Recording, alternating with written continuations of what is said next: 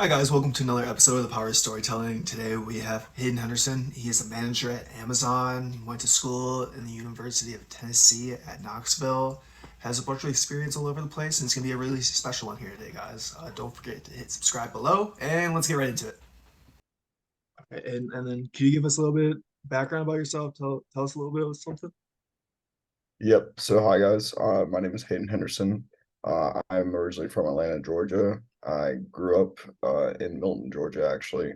I went to Cambridge High School and I graduated in 2019. Then I went to the University of Tennessee in Knoxville, where I studied business analytics with a concentration in marketing.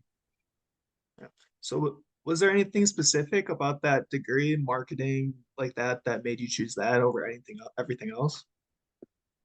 So with that degree was actually on the common market. So with that being on the common market, I would actually be in-state tuition for the state of Tennessee. So that's why I chose that degree. And that Uh, degree is also one of the fastest growing degrees out there. So that's also another reason why I chose that. Yeah, that's fair. Would you have any advice for someone else that's looking to do the same thing you did?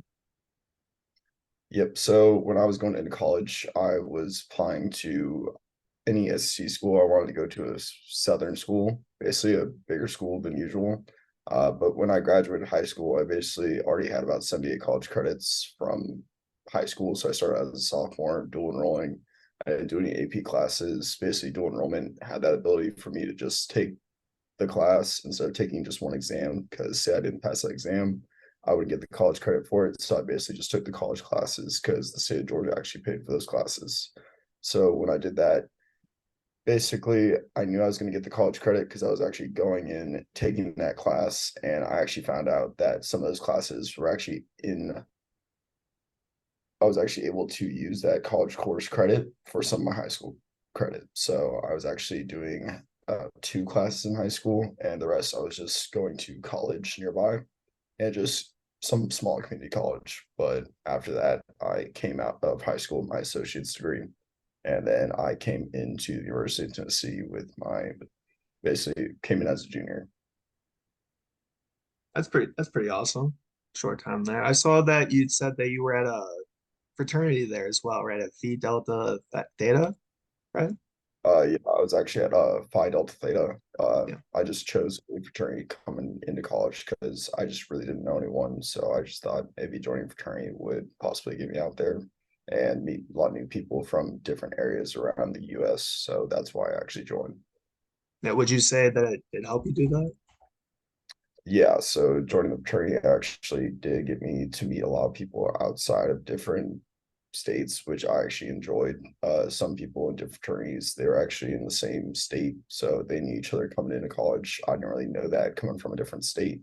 So I thought maybe joining fraternity would help me make a little bit more different friends and just broaden my horizons on just coming in. I just thought it'd be a great thing for me.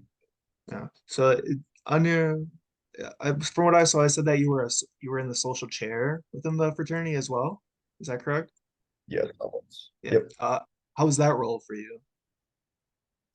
So that role, I actually like that role a lot. So being the social chair, I was in charge of just reaching out to other fraternities and sororities and just planning a lot of our social events for the fraternity itself. Basically, just being able to reach out to others, plan events is something that I've always really enjoyed.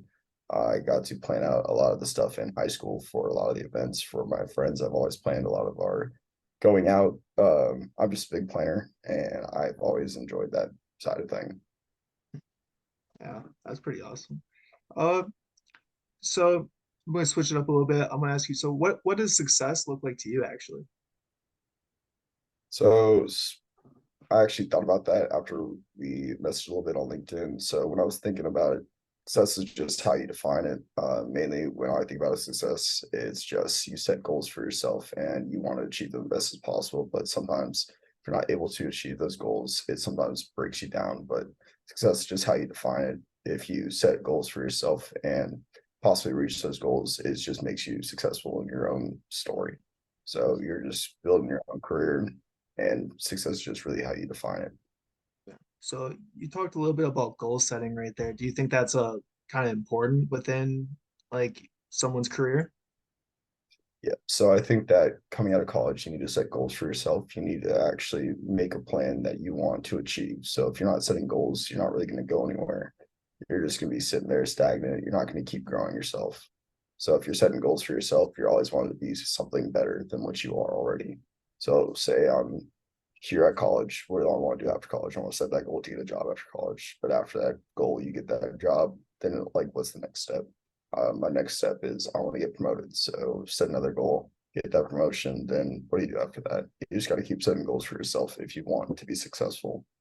It's something that would like really push you to keep going is what is how I define success. That's a good answer. I agree 100%. Do you have any goals kind of like that you set for yourself, kind of graduating college or things like that? Yep. So I actually graduated when I was 20 years old. So after graduating, then I was like, okay, we need to get a job. So after that, I started applying, found my first job, and then after that, got the job. And I was like, okay, what's next? Now I got to get promoted. So I'm really working towards a promotion right now. And then after that, possibly working towards the next promotion or just keep growing within and seeing what else I can do. So possibly starting my own side hustle, figuring out where I want to go after that. Just keep setting a different goal. Yeah. So within your various roles, has networking like played a role into getting those roles for you? Yep. So I network with a lot of people. It's part of being very sociable. So I actually do like to go out. I like to meet a lot of new people. And I've networked across many different areas of basically when I was in college with professors, kids from other colleges. I was actually an intern where I actually got to reach out to other kids at different colleges to help them grow their own careers as well. So networked there, multiple jobs that I had throughout high school and college that helped me out as well. But I would say that networking is a big part of how you keep growing your own success because you're going to meet someone down the road that's going to have a different story. Basically, they're going to say, "Hey, like, how about you come try this job out?" And then they're like, "Okay, maybe I'll go try that out." And then it could always just lead to something better. So I would just say, keep networking. That one person you meet will always change something more that will possibly be better. It may be worse, but at least you got to go try it. Would you have any advice for someone that it might not be as good at networking, like to become better? Yeah, so with networking, a lot of people are very timid when it comes to meeting new people, and it's hard to always meet that new person. But I would just say when you go out, always be open-minded. Everyone's different, everyone has different backgrounds, but when you go up to someone, always say, "Hi, how are you? Like where you're from?" Just simple questions, get something going, and you always find something that hopefully you guys connect on that will basically grow that conversation. So it is hard to go up to someone, but you just got to be able to push yourself. Yeah, I feel like if you could just live in that area where you're a little bit uncomfortable and just push you a little bit, it's always good Yep. room for growth. So now talk a little bit about some of your internships that I saw you had. So for the first one, it said that you were a financial services intern at Capstone Financial. Is that right? And so is there anything you liked, learned in that position? Yes. So basically, throughout the position, you actually need certifications for getting your insurance license for that specific state. So whenever you go into that intern role, you basically have to go get that licensing before actually being able to make sales calls, helping out others. And I met about five different students from different colleges, which again comes back to the networking. And I have one person I reach out to pretty frequently who I actually used to intern with. He's at a different company now, and pretty much the thing I really learned out of that is just keep growing, meeting new people, and then those calls that I made, I just be able to help out others that with their financial issues that I actually didn't know before. So it's just the experience I got from that, which I really enjoyed. That sounds like a pretty nice role. And then on to the next one, it said that you were a leadership development intern with Ripple Match. Is that right? Yep. So kind of same So thing. with that one, so with that one, I was actually basically just creating flyers, reaching out to other kids at different colleges, basically helping them to build their resumes. And it's sort of like LinkedIn, also Indeed. It's basically how can you get that next job, or how are you getting a job out of college, building up your resume, putting your skills on there, like what can you do to basically get you to the next step. Is there any examples you could give to any listeners right now of how to Yep. do that? Yep. So with that, I was actually building flyers. I was reaching out through LinkedIn to other students across the US. So that basically helped me network with other students. So I was reaching out to kids at other SC schools, ACC, and they all had different jobs that they got from that. So I was actually pretty happy with what I was able to do. I know the company was actually a competitor to most of the companies, and knowing that, I was like, okay, it's a new company, startup. Maybe I can make somewhat of a difference. And I was able to onboard about like 500 students.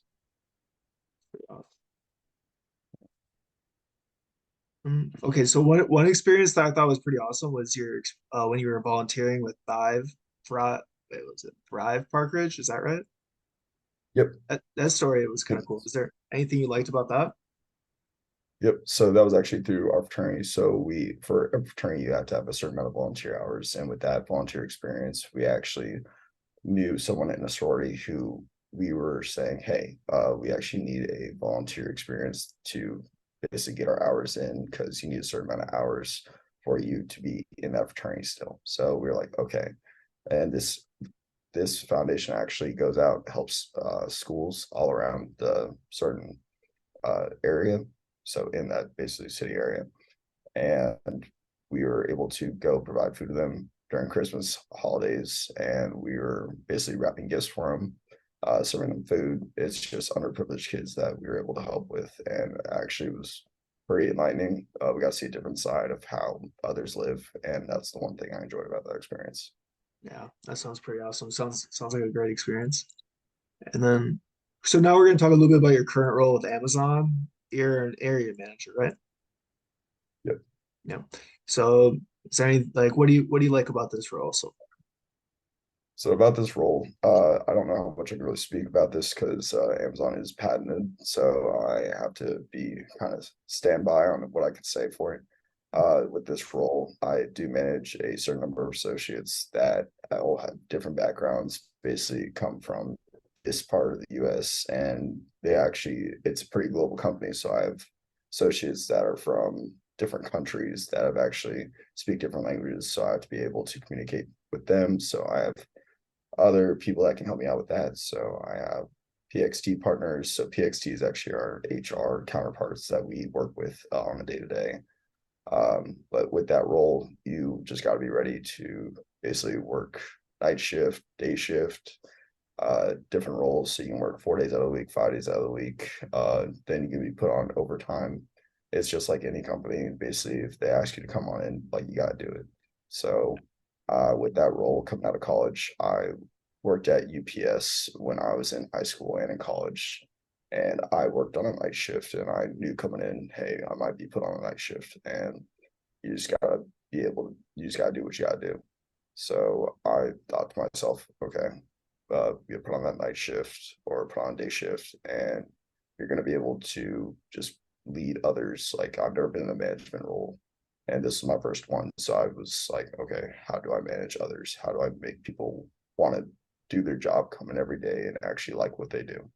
Which was pretty hard coming in and out of college, and being able to manage people about 20 years older than you, and get the respect. It was pretty hard for me coming in. no. Would you have any advice for new managers, like how to do that? Yep. So basically, it all matters about the people you work with. So if you're managing others, you just want to be able to be very personable with them. You want to be able to basically not be their friend per se, but just respect them, respect their choices and what they make. And you want to be able to lead them down a path to where they're going to succeed. You don't just want to come in, boss them around. You want to be able to get to know them and just like go up to them, say, hey, I need your help with this. Like, are you able to do it for me? Don't just force someone to do something that they don't want to do. You just got to be able to earn someone's respect to help them basically grow their own careers. You don't want to just come in, boss them around, because that's not, no one's going to like their job if you just do that. You want to be able to earn their respect. So earlier you kind of mentioned about it. Amazon's a pretty large company, so you have people from all different areas, different languages, cultures like that. Does the language one ever create like some, does it create like some difficult situations there since it's hard to communicate? Yep, it does. I do have PXT partners in which help us to communicate with some of the other bilingual associates. And then we also sometimes do use Google Translate to hopefully communicate with the other associates. But if not, I do have other associates that do speak that language that are able to help me translate. I'm just curious, does Google Translate, is that able to help a lot like in those situations or In some certain situations, not as much as you may think, but I generally don't use it as often because I do have those other associates that are bilingual and able to help me out with speaking their language. yeah. So let me see it. So kind of go back to college. I'm gonna ask, did you have any mentors growing up, like either in college, high school, that kind of helped guide you, or not really? Yep. So my biggest mentor was actually my dad. My dad, he also did graduate when he was 20. He worked kind of the same jobs I did, but after college, he got a job at a furniture store where he actually met my mom. And then after that, he just worked multiple jobs, but he then found the stock market in which he made a lot of money off of. And he kept growing. And basically, he was able to retire at a certain point because he made so much money off the stock market. And the stock market actually crashed, in which he had to go back to work. And after going back to work, he actually found another company in which he started traveling all over the world. And that's one thing I've always been very interested in is starting to travel more and just see the world. It's one thing I've always liked about it. I've always wanted to travel, and he's just grown his career to where he had 4 kids. He's done very well for himself, and I've just always been inspired by that. It's one thing I've always wanted to do.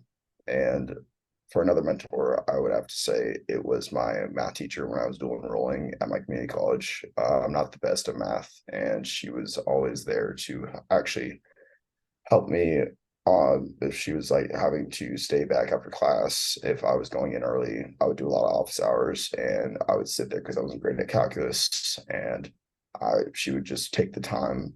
If I didn't know it, she'd come back. She would always just roll back with me and say, "Hey, what are you not understanding?" And I just found that level of personability just very, very. I just was able to pass with her help. Sounds like a great story. It's always nice to have someone there, especially when you're like struggling in a specific area as well. But then going back a little bit, you mentioned a little bit about traveling. Is there anything about traveling that kind of like just sparks your interest in it? So basically, whenever I was younger, I've always been fond of traveling all around the world. My dad basically was not home a lot when I was younger, but he would always show us photos of where he went. He took me on one trip with him one time, and I just was always thought that was cool. I was like, okay, he was in like Africa at one point. He went to London. He went all over Europe. He had global entry and everywhere he went. And I was like, okay, that's pretty cool. Like I wish I could be doing that. And with the company I'm at now, it's a pretty big company to where I can go anywhere I want. And that's the one thing I like about the company as well. Oh yeah, I've never really thought about that, but you really can work anywhere with Amazon, can't you? Yep. Uh, so last couple questions here before you wrap it up. Let's see. Do you have anything you'd like to promote at all? Nothing I'd really like to promote. I would just say that coming out of college, just think about what job you want to get. It's not always about the job that you need. Everyone has a certain major, and they feel that if they don't get the job that requires that certain major, that they're just going to fail. I would say that just get a job coming out of college, get that experience, and then later on, do what you want to do. If you come out of college saying, "Hey, I have this degree, but I didn't get the job I wanted," that basically deteriorates a lot of people. And they go back home, they sit there, and they just feel bad. They were like, "Okay, I just spent all this time, all this money on college, and I don't have the job I wanted." Basically, that's the role for a lot of people that I've seen coming out of college when I came out. So whenever I was in class with kids about 3 years older than me.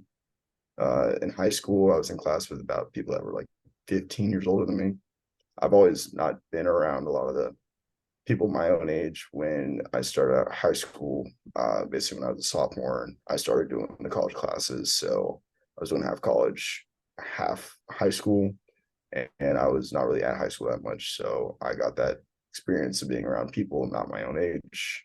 They taught me a lot, and a lot of them went to college when they were younger, thought they got the job that they always wanted, but a lot of them didn't. They just basically went back to school after 15 years working a job they didn't like.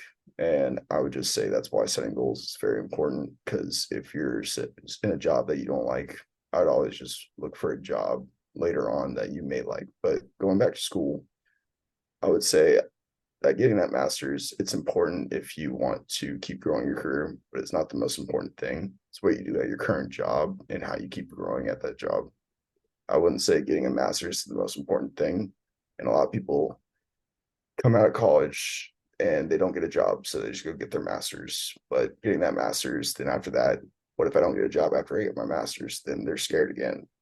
I would say coming out of college, get a job and then wait on that master's, unless you're a doctor, vet, anything like that. That's really good advice, especially for those contemplating, because sometimes it is hard to find a job after college, I feel like. And then a lot of people either just, like you said, do the masters or kind of just start trying things out. That was a great one. Yep. But I did have one more question from your story. It's just really interesting because you always worked with people a lot older than you. Like, did you like that, or did that create some obstacles for you? Definitely created obstacles for me. A lot of people see me as a young kid, but I mean, everyone's there to do a job.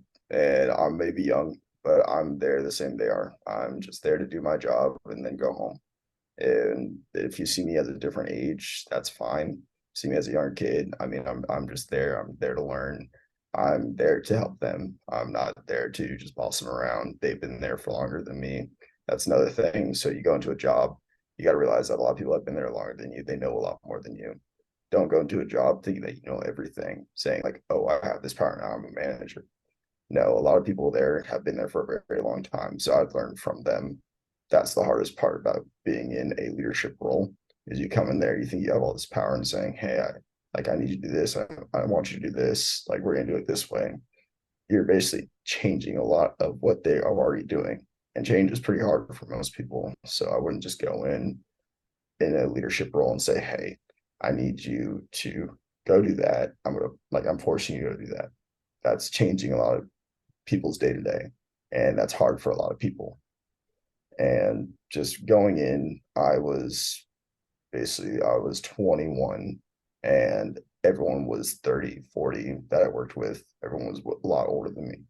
And that's pretty terrifying to most people, but it's something you got to do. Everyone does it at one point in their life. And I came out of college and everyone else asked me, "So why are you graduating so early? Why do you want to get out of college so fast?" And the one thing that always scared me was college debt. So that's why I did a lot of the dual enrollment. I did the common market, and I just got out of college faster than most people. So that's a pretty good story. So you were in college for a total of 2 years? Yep, about 2.5 years, because COVID actually messed up the transcript around a little bit. So I graduated when I was 20. I could have graduated a little bit earlier, but COVID hit, which changed a lot of the path that I was going down. Yeah. Would you have any last advice for someone that would be looking to kind of graduate college as early as like as fast as possible, quickly as possible? So most kids in high school, they're always told that AP classes very important. It is important. A lot of colleges look at AP a lot more than dual enrollments. But with most colleges, if you're doing those AP classes and say you don't get that grade on that last exam, that basically gives you that college credit, then you just took a whole entire credit that didn't count for anything. You didn't get that college credit. Doing that dual enrollment class, you're basically taking that whole class and you're getting that college credit after. So when I was looking at colleges, I was applying saying, "Hey, I've done all this dual enrollment. I have this many credits," and a lot of colleges won't take that credit. So I had 78 college credits and I was applying to different schools. And each school, I actually had to go and sit with the dean and say, "Hey, I've done this class. These are the syllabuses from the class. They match your syllabuses here." So I would have to get this college credit for coming in. So every college I applied to sent them my transcript, and that was the hardest part about applying and actually making sure that I got those credits. And that's one thing I would say coming out of high school that is the most difficult part. If you don't have those AP courses or dual enrollments, it is somewhat harder to get the school you want to go to.